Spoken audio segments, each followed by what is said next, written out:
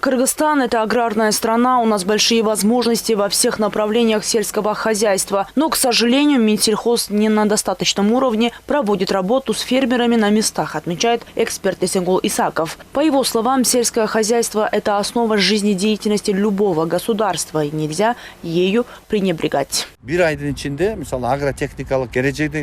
Почему не развивается сельское хозяйство? Фермеры и министерство тесно не сотрудничают. Очень сложно простому дихканину добиться какой-то помощи от госоргана. Ведомство долгие годы работает по устойчивой старой системе. Сейчас надо менять подходы и работать в ногу со временем. Внедрять новые методы развития этой сферы. Также стало известно, что министерство не может добиться снятия ограничений, введенных Российской Федерацией на экспорт отдельных видов сельскохозяйственной продукции. Это рыба, молочные продукты и ряд других наименований.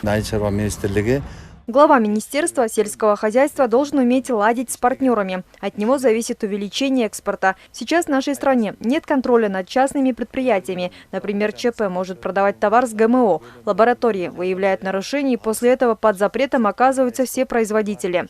Также очень много посредников, из-за которых увеличивается цена на какой-либо продукт. Хотя в нашей стране всех продуктов питания в достаточном количестве.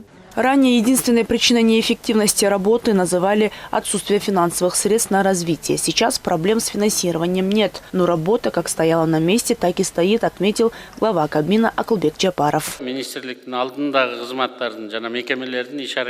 Мы отстаем практически по всем направлениям сельского хозяйства. Куда ни посмотришь, везде провал. Рыболовство, молочная продукция, животноводство, минеральные удобрения, семена. У нас огромные возможности, как у аграрной страны. Только в прошлом году на финансирование сельского хозяйства было выделено 26 миллиардов сомов. В этом году предусмотрено 20 миллиардов сомов. Но до сих пор мы не видим реальных результатов вашей работы. В прошлом году вы набрали хороший темп, но в этом году работа вновь пошла на спад.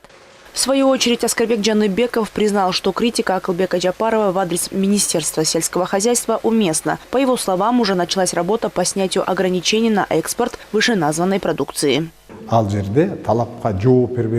Я принимаю критику. Она действительно конструктивная. Но хотел бы добавить, что началась работа по онлайн-инспектированию, которая даст возможность снять запрет на экспорт товаров в Россию. Кроме того, нам необходимо обновить сельскохозяйственную технику у фермеров. Она практически вся изношена.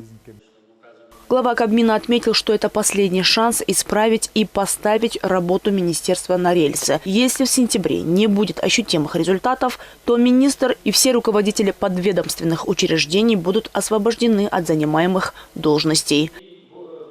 Рахат Батырбекова, Эльдар Анарбеков, ЛТР, Бишкек.